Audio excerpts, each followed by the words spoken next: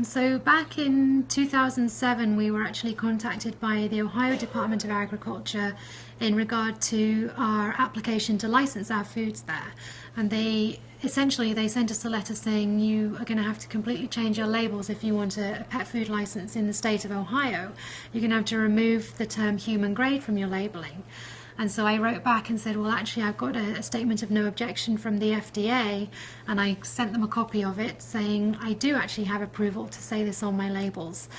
And they wrote back saying, actually, no, you don't, and people in Ohio are going to be confused by that, and they won't know whether your product is for them or their dogs, which I thought was a little odd because there's a great big dog on the front of the box, and all the feeding guidelines are based on the weight of the dog. But anyway, so we wrote back again, and there was a bit of back and forth, and they said that we could have an internal, I think it was a tribunal with the state of Ohio, which was a closed thing that we weren't actually invited to. It takes place behind closed doors. And they came out of their tribunal and said, no, you're still not having a license unless you take the human grade claim off your labels.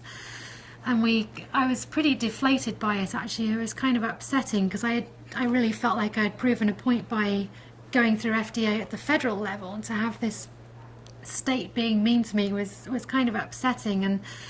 I started kind of gearing up to say to people, you know what, if you want our food in Ohio, you're going to have to drive over state lines because we can't get it in there, and I'm not going to change my labels. And actually it was some of my employees who at the time said, you know what, don't give up, we're in the right here, and let's fight it. So we had hardly any money, but we decided we were going to just hire an attorney and have a lawsuit with them, and we put it in the press that we were going to be suing them, and we sued them, and they were able to demonstrate, our attorneys did an incredible job there, and were able to basically prove to Ohio,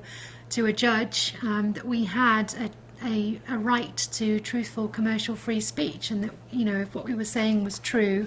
which it was, and we had the proof for it, then we would be allowed, and the judge forced Ohio to give us a feed license.